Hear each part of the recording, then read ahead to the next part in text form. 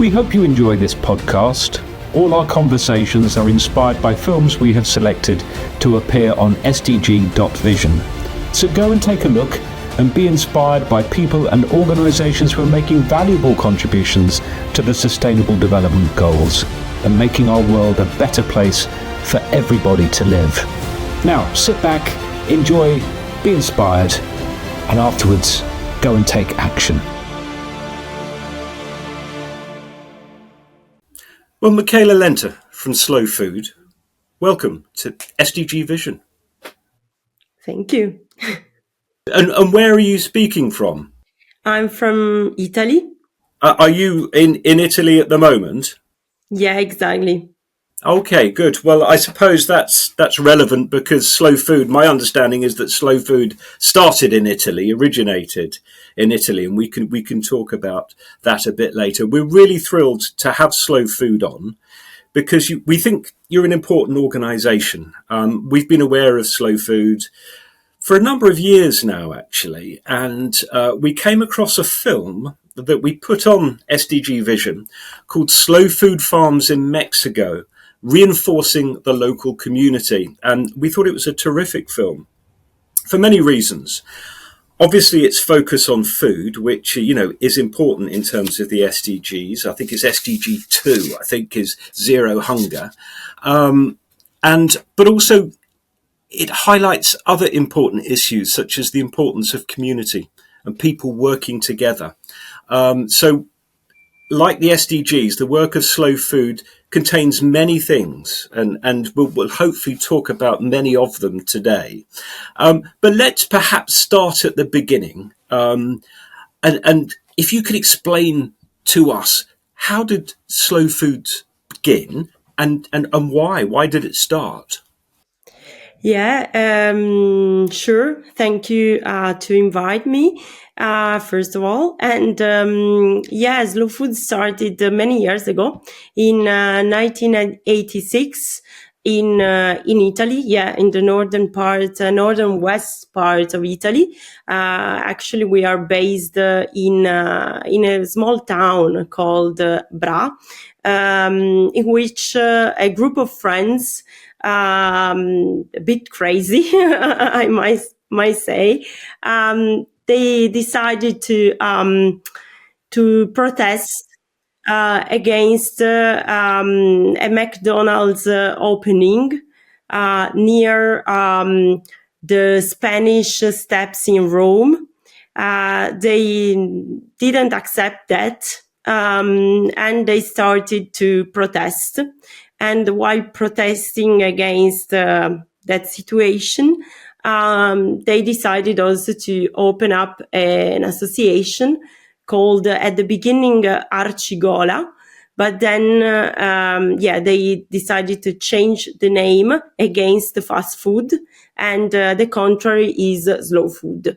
The idea was to start to defend the local biodiversity, the local, also cooks, chefs, traditional farming knowledge, and to also to enjoy good, clean, and fair food for all. And this became the manifesto of slow food.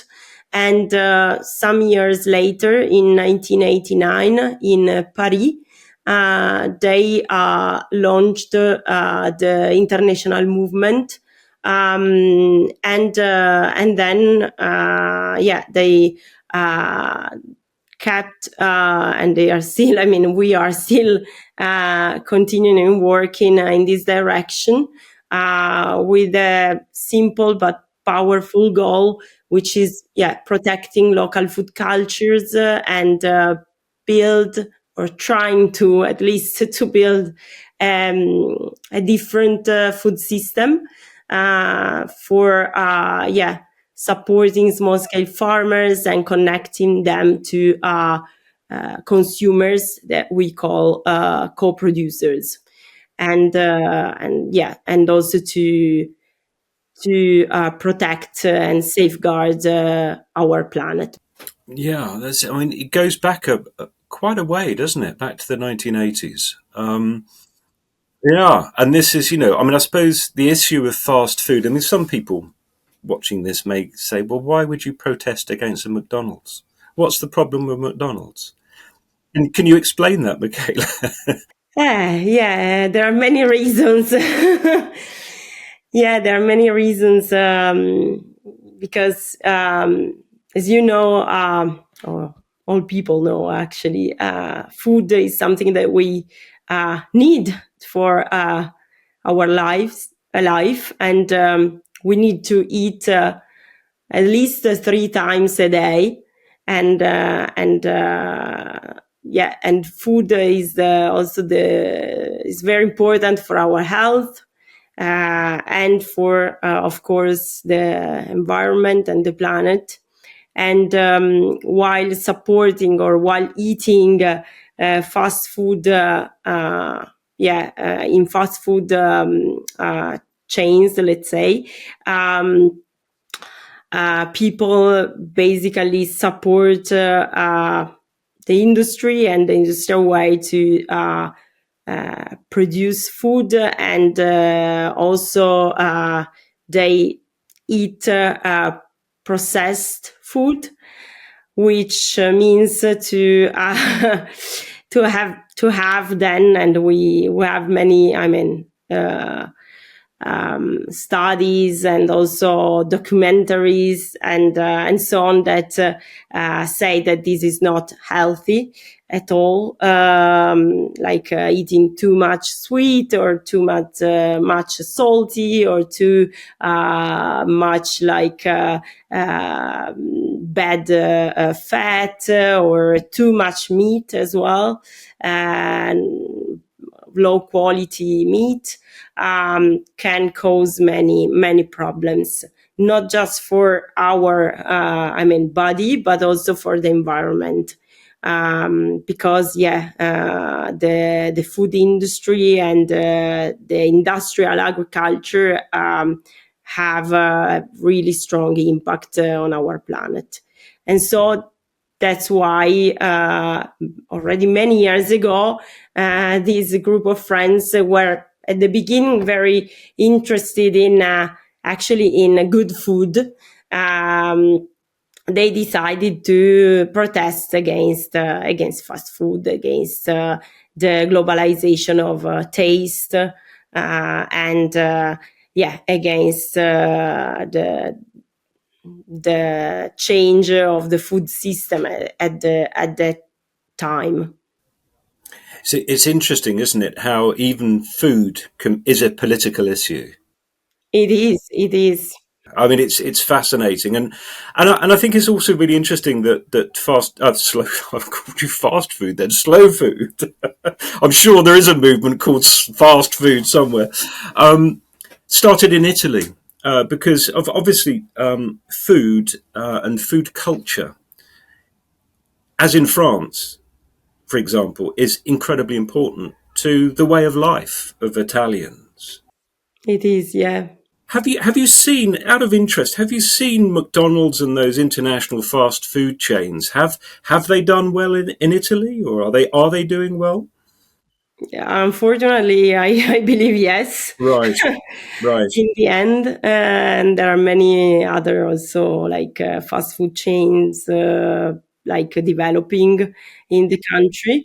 Um, yeah, there is a need of education, and also our lives that are always and more like fast due to different, to the rhythm of the society, let's say.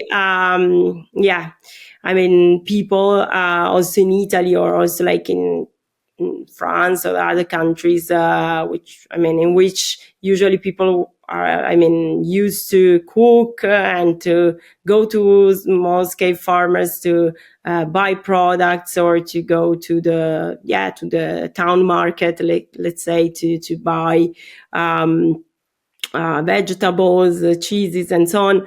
Then they have less time to maybe to prepare their meals, and it's not so easy to to keep the culture, actually. And there is also a problem of colonizing from, I mean, we are colonized by other cultures, but not in a good way. In this case, in a bad way. And above young people also with not so much money, I mean, to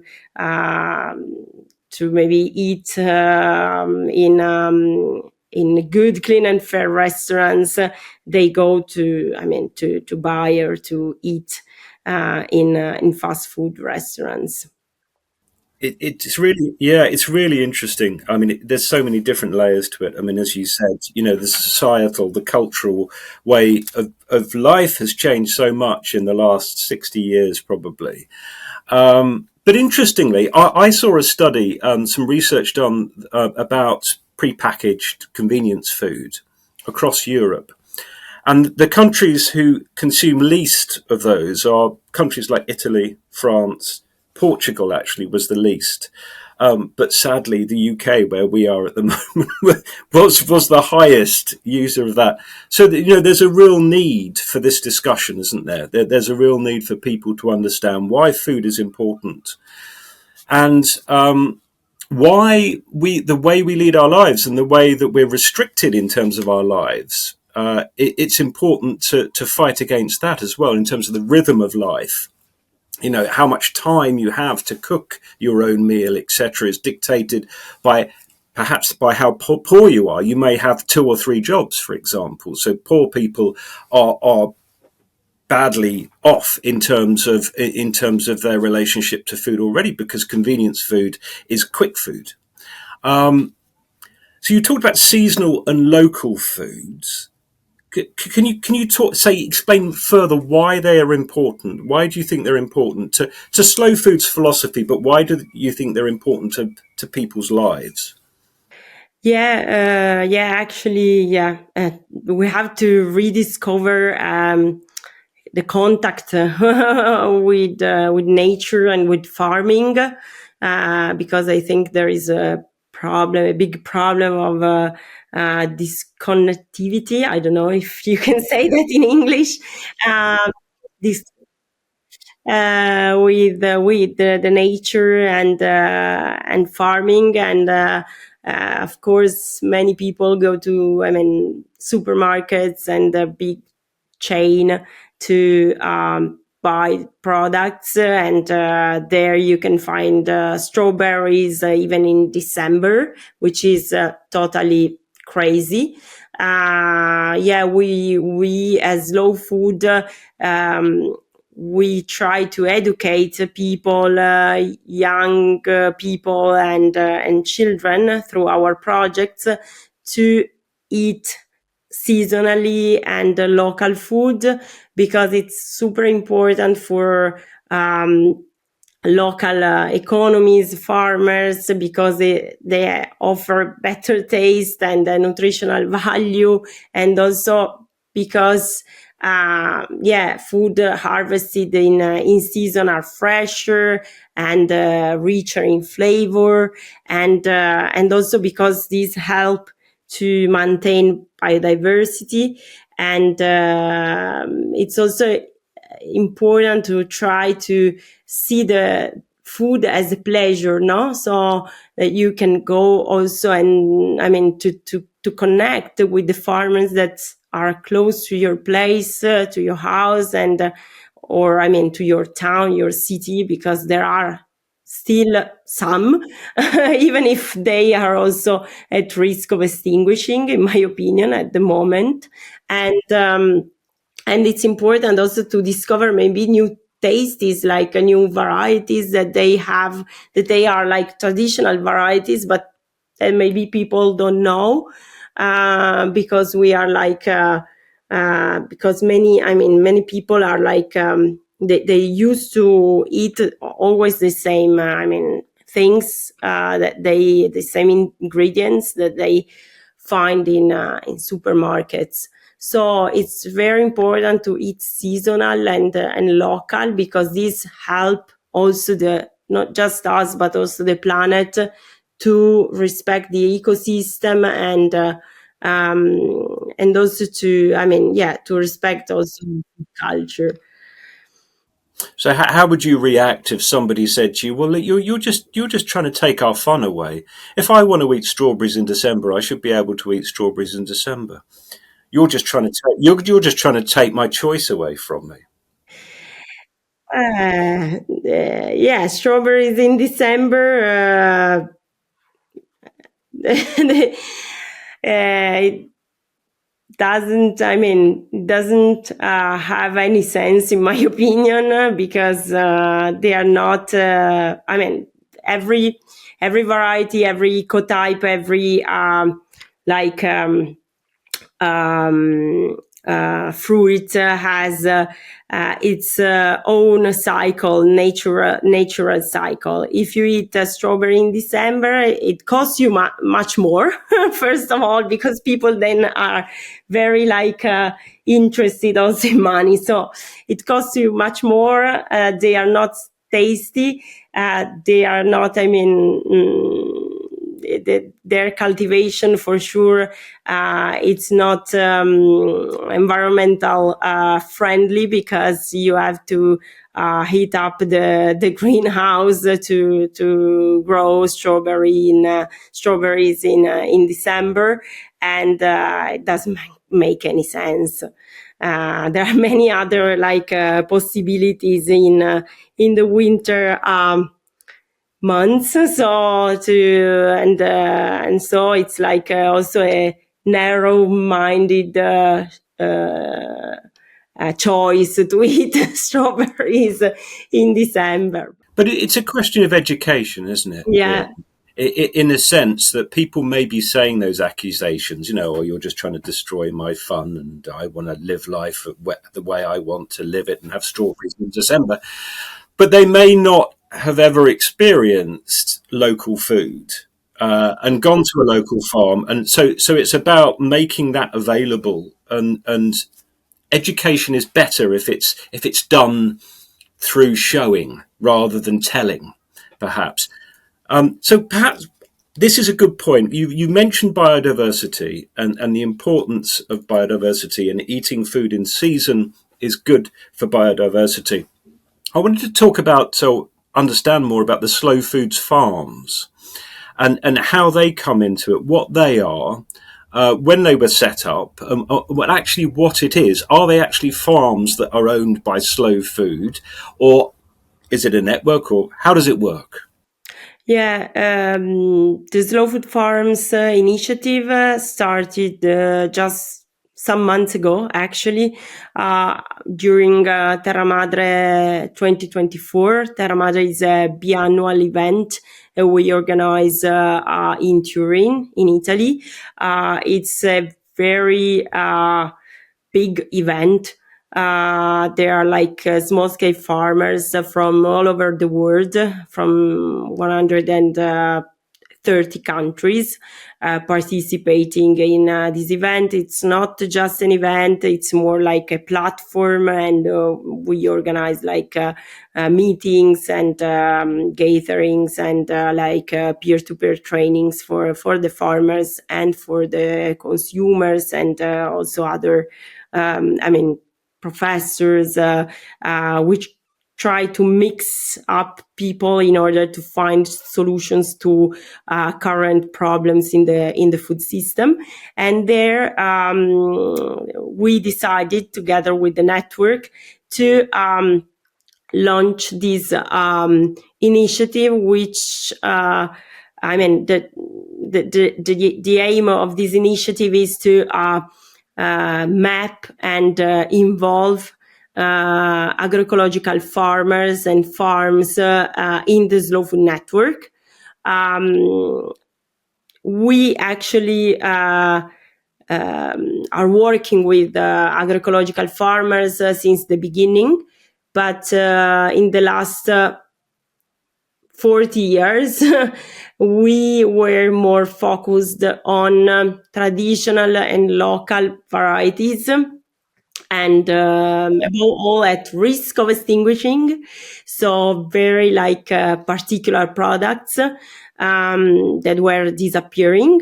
And we were doing projects and developing programs above all for those specific products. So now we have decided in Terra Madre 2024 to open up and involve all the producers, all the farmers that want to be part of the movement of slow food, and that are working with using agroecological techniques in their farms, even if they are not, or they have not specific and super traditional products.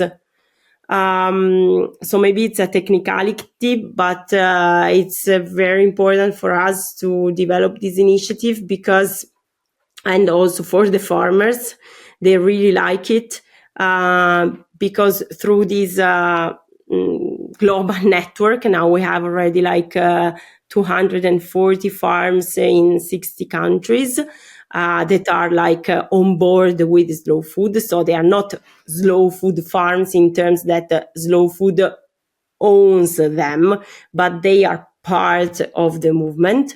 We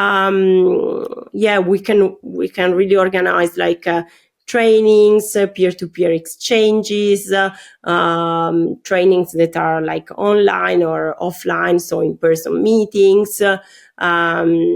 Then, for example, some weeks ago, we organized Terra Madre Europe in Brussels, and a group of farmers of this network participated there, and they had the chance to meet some members of the Parliament, of the European Parliament. So it's also a network that can really advocate for a better future and for a better food system, because they know what they need. No, absolutely. And do they connect, does the network connect farms in the same countries as well as internationally? Yeah, exactly. Locally, we have activists and local groups of slow food helping us in connecting, in identifying, involving, and then connecting the farms with other slow food nodes of the network, and also organizing training meeting, networking meeting among them. And you mentioned the term agroecological. Some people may not know what that means. Can you explain what that means? I suppose it goes in line with biodiversity as well. But could you explain what that is as an approach to farming? Yeah, sure. The agroecological. Agroecology is I can say an holistic system to farm. It means that the approach is to reduce inputs in farming. It's not possible to use any pesticides. No GMOs are allowed. When I say inputs, I say the inputs that you might use in organic farming.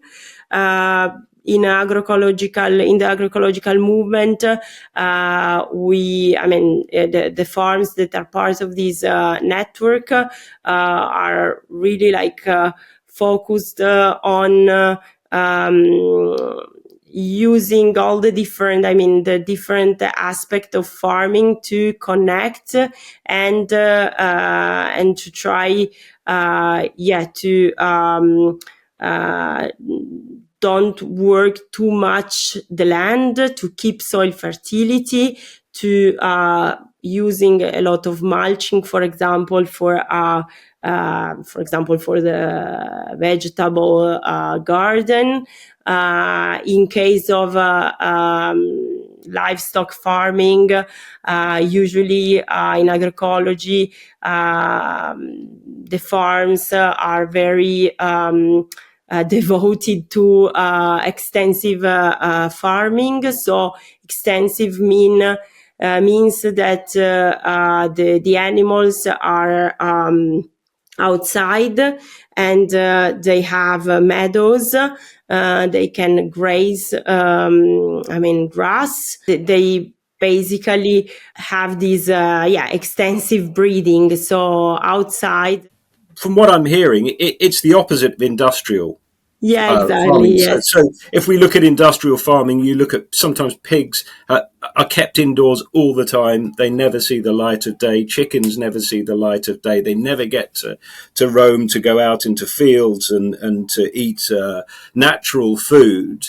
And what they're eating is obviously can have new things in them that are not natural, elements to their food, etc. So I guess really that it's the opposite of that. It's a natural way of producing food. Would that be right? Yeah, perfectly. Yes, it is. And also the use of, for example, the use of energy is really like the farmers that are agroecological farmers, they really pay attention in not wasting energies in terms of electricity, and also the use of water. There is really like a conscient use of energies and resources. And then one other aspect that is also very important is the social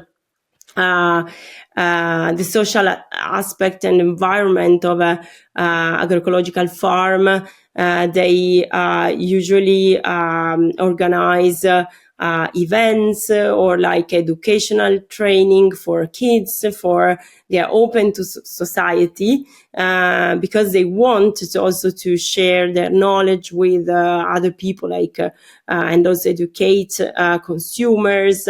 They usually sell directly their products. They are not selling it through the big corporation, let's say. And then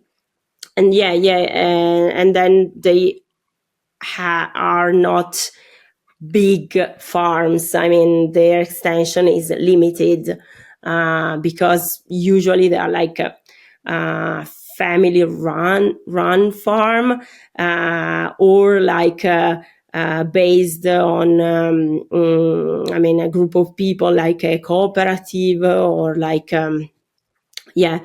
involving also vulnerable people. Okay, well that's interesting. And how does that improve biodiversity? How does it improve the natural world? Slow food started to work on biodiversity since the beginning, but actually in 1999, the association decided to develop the Presidia project, and also the Arc of Taste catalog, by mapping all the breeds and varieties of products at risk of extinguishing, because the association realized that the globalization of food was going faster, and so farmers were also they were cultivating the same varieties, always the same varieties, and they were using or breeding the same breeds of animals because they were more effective, or like because they were more like productive, instead of keeping their local varieties and indigenous let's say traditions and breed. But this of course causes always some problems. Like I remember once I was in Africa, in Mali, and some farmers were saying that they were trying to breed and to like have a European breed of cows, but then that cow needed a lot of water to drink, and also it was not at all like adapted to their climate, and so illnesses and problems, and so they decided then to go back to their native breed of cows, which is called Ndama, because they really realized that that small cow that was not so super productive then was better and adapted to their contexts, and that they didn't need so much treatments and vet consultancies for breeding that cow.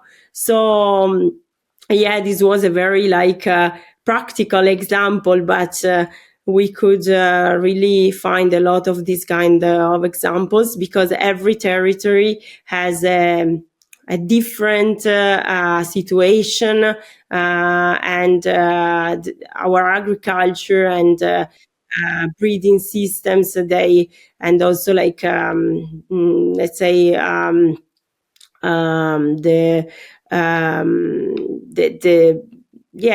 ecotypes and the breeds and the varieties, they were selected in the centuries to be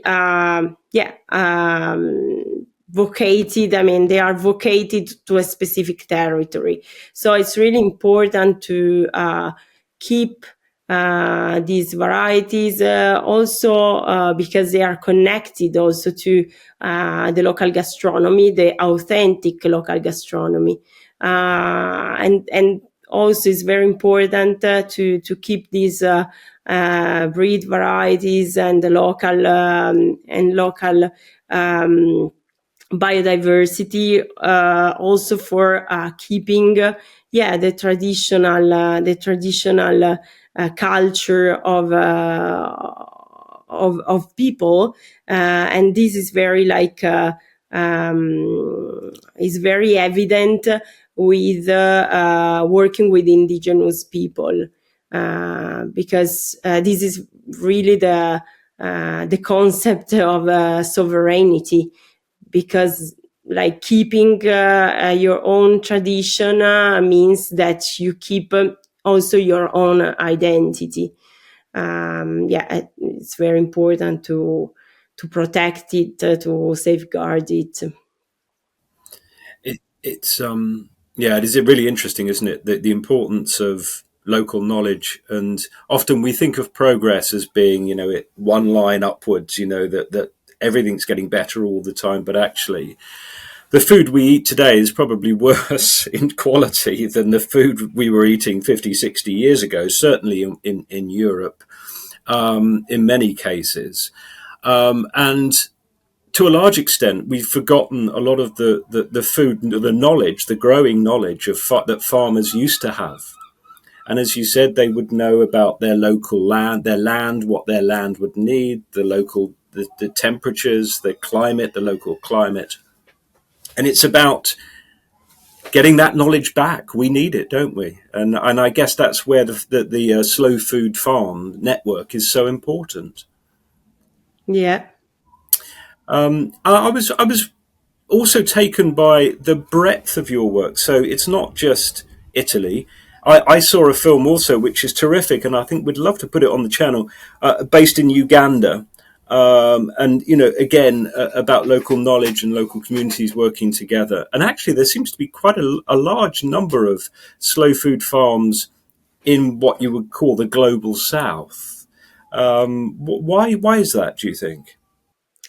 Yeah, actually, the movement of the network of the slow food farm started in Cuba some years ago, and then it's actually the Slow Food Cuba network that asked us to enlarge, this project and involve other farms globally. The network is led, let's say, by an agronomist. She has a very deep know-how on agroecology, and also in the whole, let's say, Central and Southern America context. I must say that people are really like the social movement is really connected with agroecology and agroecology techniques. They are really, I think the founder of this initiative. And actually, they are also the animator, let's say, the dinamizadores of this initiative. They really motivate others, and in the next future we are going also to organize trainings online, and also networking and peer-to-peer training, and many of Latin and Central America farmers and activists will be the speakers of these meetings. In Africa, there is also a good movement, because the slow food started many years ago, a program called 10,000 Gardens in Africa. And through that program, we had the possibility to train many young people on agroecology. And of course, then there is also our president, Edi Mukibi. He's from Uganda. He's an agronomist. So we started many years ago to work with many young people, and also many of them won a scholarship to come to the University of Gastronomic Sciences, and then locally, I must say that in the schools, this project of the gardens, of the slow food gardens, was really successful in Kenya and Uganda. So I think that this really showed that farming is not something for poor people, but that you can really also make a living out of it, and that you can also be proud of being a farmer. So it's always a question of education, as we said at the beginning. In fact, when we started in Africa many years ago, people were saying to us that in the schools, usually when you get bad notes, or you are not behaving in a good way, teachers were used to say, for punishment, let's say, the student had to work in the garden. So we tried to change this paradigm, at least in the schools in which we were able to work and collaborate. Yeah, I think this education thing is obviously really important. And going back to at the beginning of our conversation, I think we mentioned that actually direct learning is probably far more valuable. Experiential learning is more valuable, and it's really nice the way that you have explained this, the slow food farms, and how they invite the communities that they serve in to see their farms, and that's how people can understand the value of food and biodiversity, etc. And talking about young people is really interesting as well. You've just mentioned how you engage with young people. Why do you think it's important that this sort of, I suppose you could call it intergenerational transfer of knowledge? This young people now, there's less young people, certainly in the UK, working on the land than there was 30, 40 years ago, or any relationship to the land and to farming at all. How do you facilitate that sort of that transfer of knowledge, that learning? Is it through young people visiting these slow food farms? Yeah, actually, in slow food, there is a branch of slow food called Slow Food Youth Movement. With them, we work together to organize events and activities to try to involve young people, at least to let them know about how the food is grown, and how where the food come from. To do this, in the past, we organized academies in different countries to organize to involve young people to think about agriculture and sustainable production, and also to visit farms, and to visit also to visit industry, because it's also very important not just to visit positive examples, but also not negative, but in the end, yes, but also to know how the food system in the whole works. So through the slow food youth movement, but also through the University of Gastronomic Sciences, we really involve young people in the Slow Food Gastronomic Sciences University.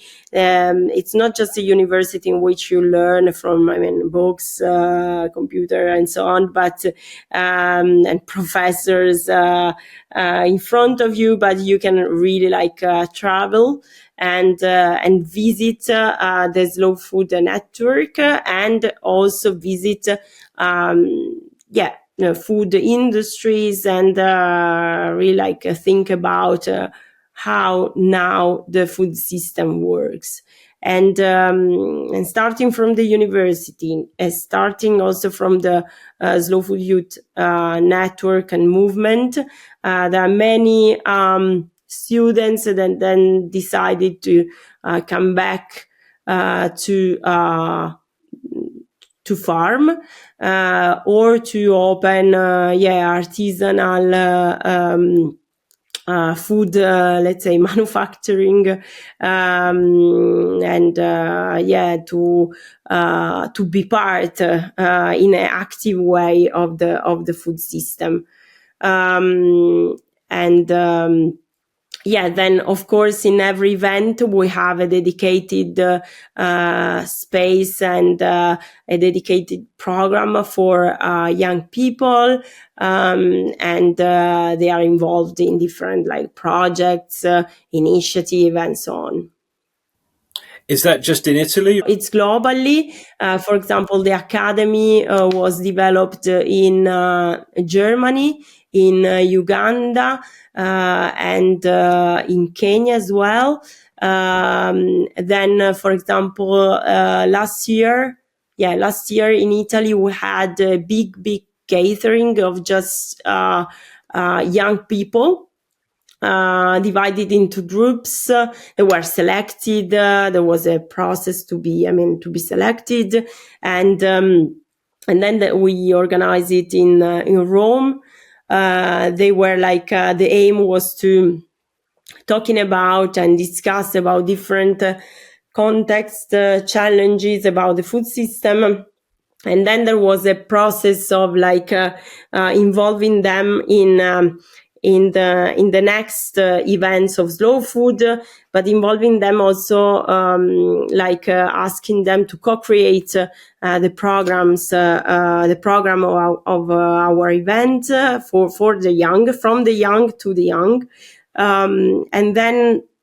There are many other possibilities. Like if you are a young, person and you want to be part of slow food, you can be a member, you can be part of a community, you can nominate a farm to be part of the network, but you can also participate in some activities of the slow food youth movement.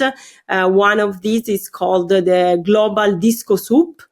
So the idea is to go to, it's more for citizens and urban people, let's say, but the idea is to fight against food waste, and is to go to markets and ask for the wasted, let's say, vegetables and products, and then to cook while listening to music, and to raise awareness about food waste, and then to share this meal with people passing by, and involving other young people. And this was very successful, and still it is. That's great to hear, I think, because if you're going to attract young people, it has to be fun. The process has to be fun and engaging. Otherwise, they're just not going to be interested. And quite rightly, I think, actually, that, sometimes we talked, I talked at the beginning of saying, well, you were trying to ruin our fun by not allowing us to have strawberries in December. And often people think, the slow food movement, agroecological, it's all boring. You want to take us back to the 1920s, the 1930s. No, it's about creating a new, using some of the skills and knowledge from those times, but actually creating something new and something engaging and something exciting. So I really like that idea. I think that's really great. If I can add, there is also something really specific on this, on the manifesto of slow food, which is the right to have pleasure, because otherwise the revolution cannot be sad. It has to be happy. Carlo Petrini always said that. So. It's very important to keep this in our mind, and also to try to share this value in our projects and ideas and development. Absolutely. I want to talk about, it's kind of out of order really, but it's so important that I have to ask the question about farmers and seeds and seed autonomy. Because it is an extraordinary thing that some farmers in the global south, for example, cannot use their seed to grow for another season. Do you want to just talk a little bit about that? Because I think this is one of the most startling issues around food and food production. For sure, seeds are super important for local sovereignty. And in fact, in the next days, we are going to specifically to talk about seeds in the training for farmers, for the slow food farmers and activists, because they really ask for this. It's very important. Seeds are very important because allow farmers to adapt their crops to local conditions, to preserve biodiversity, as we said before, to avoid dependence on patented industrial seeds. It's the core of the food sovereignty.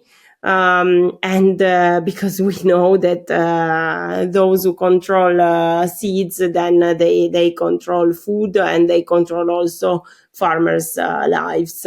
So what we were doing since the beginning was to really try to educate, to raise awareness among farmers about the importance to keep their seeds and to create a local seed banks.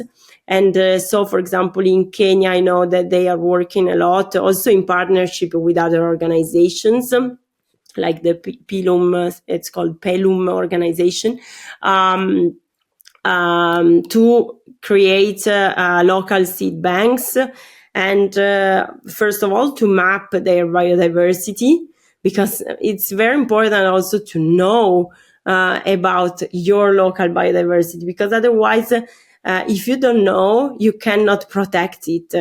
And it's very important to have this knowledge, and also to know the value of the seeds you have, because otherwise someone can arrive at your place and say to you, like, listen, you have to use my seeds because use my seeds because they are more productive and blah blah blah, but then they are not they are patented, or they are F1, and so not reproductive, and so you have to rebuy them, and so you become dependent from the industry. And whereas if you keep your own indigenous local seeds, you can keep your autonomy and independence, and also you can keep your own traditions, and as we said before. It's also very important to keep and fight for the right to have the possibility to exchange seeds with others, and also to have the possibility to really exchange seeds and organize a local seed bank. So in the next training, we are also going to involve other associations, like talking about how the current situation of the seed sovereignty, but also the seed laws are in Europe and in other countries, and also to discuss with farmers about what they are living every day, and also the best practices they have to keep their own seeds, so that also others can be inspired by farmers. No, I think it's a really, really vital issue. So that's great work, I think. And as is all of the work of slow food and the slow food movement. And we think that it's amazing how many sustainable development goals the work of slow food hits. Number one, no poverty, definitely. If you're able to produce food and local food, then that should reduce the incidence of poverty. Zero hunger, SDG 2, good health and well-being, SDG 3, quality education. We've been talking about education throughout this conversation. Gender equality, I would say, the importance of women and the role of women, and the ability for women to farm and to be respected, their knowledge to be respected. I can go on. I think it hits most of them. Reduced inequality, sustainable cities and communities, I think your work addresses as well. Responsible consumption and production, SDG 12, you talk about. So I could probably go through all 17 and we could find ways in which slow food contributes to each one. Is slow food aware of the Sustainable Development Goals? Do you relate to it at all? And if so, how? Yeah, sure. We through activities and development of our projects, for sure we are like in line with the SDG objectives, and as you were saying, with the farms initiative and the Presidia initiative, above all in the south, in the global south, we work to through capacity building. We work to empower women, young adults, to work for a better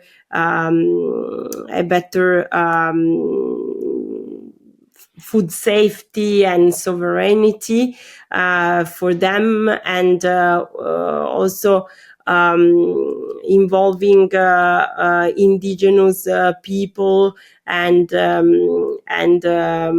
really like to while working with local communities, we really try to reconnect them, or like trying to safeguard their work in with the land, but trying to also promote what they do. And so you can also see in many like impact studies we have done that once we organize, for example, a presidium, or like we let's say approve a slow food a farm to be a slow food farm, and then they improve their access to market, so they improve their lives, and so we work for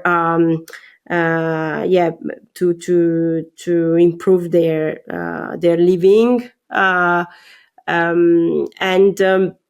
for sure we work in the direction of of also the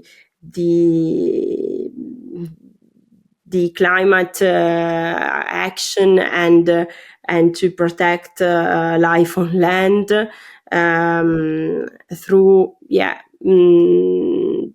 trainings, activities, and involvement and networking of all these actors that farmers, fishermen, breeders that are not so heard, and we for sure we are in this framework of the SDG, and we try to go, of course, in this direction. It's not easy. In many different situation. There are many challenges for sure. But we try to do it, and we hope that the current situation of the world will be, not against us, but with us. Well, we've got to make the situation better ourselves, and I think that this speaks, I think, to your work working in partnership, which is SDG 17.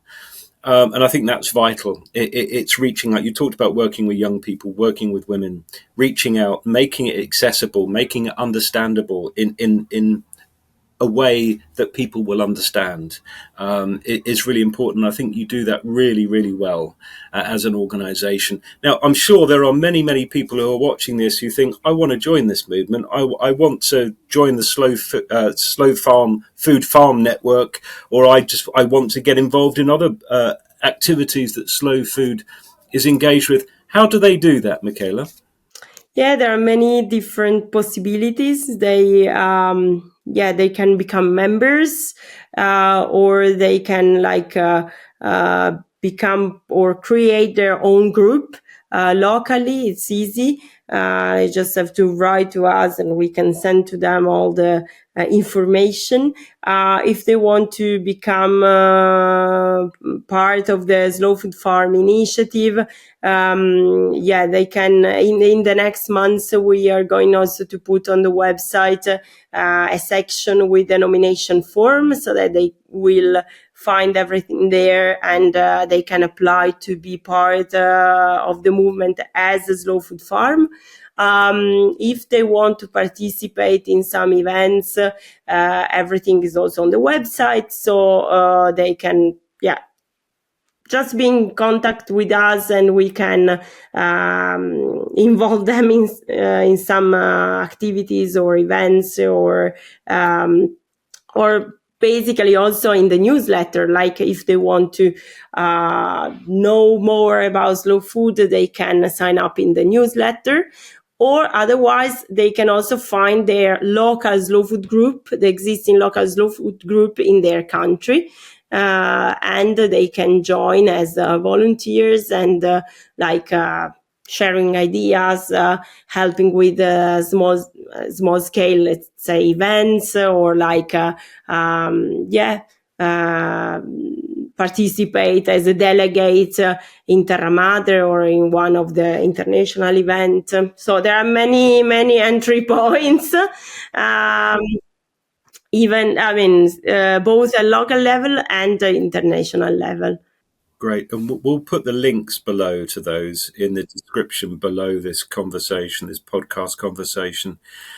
I think as we said, there's nothing more important than food. Well, maybe air, and the air that we breathe is equally as important, and the water that we drink, etc. But there are a few things that are more important, and we thank you very much for the work that you're doing. We think it's really, really important.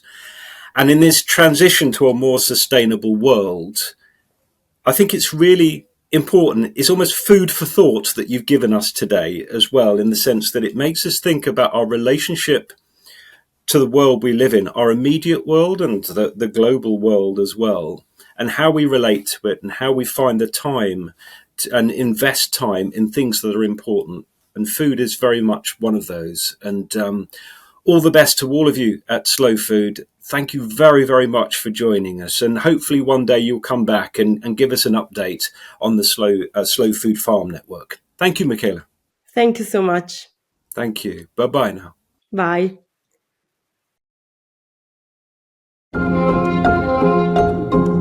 Como comunidad del mercado de la tierra Toluca, uno de los grandes retos y desafíos ha sido el poder dar voz y visibilizar a todas las personas y proyectos debido a que somos una comunidad.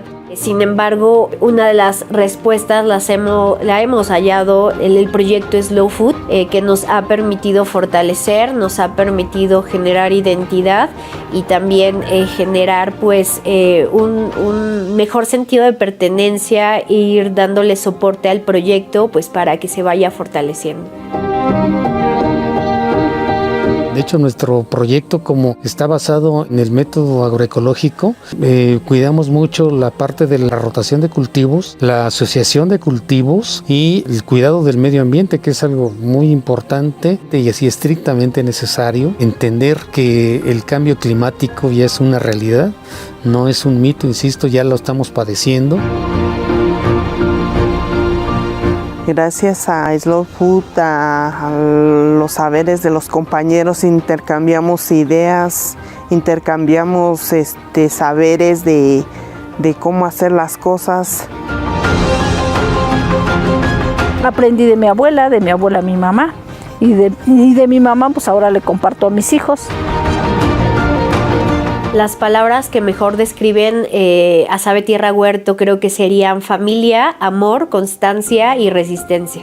Uno de los principales objetivos es no solo la producción, sino la educación alimentaria sustentable, es poder generar espacios de producción dignos, pero también espacios de diálogo de saberes donde podamos, tanto en las aulas, en las milpas, en las mesas, sentarnos a intercambiar saberes. La importancia de la semilla es relativamente simple. Sin semilla no hay alimentos. es una situación, y el obtener nosotros nuestra propia semilla es dejar de depender de los grandes consorcios.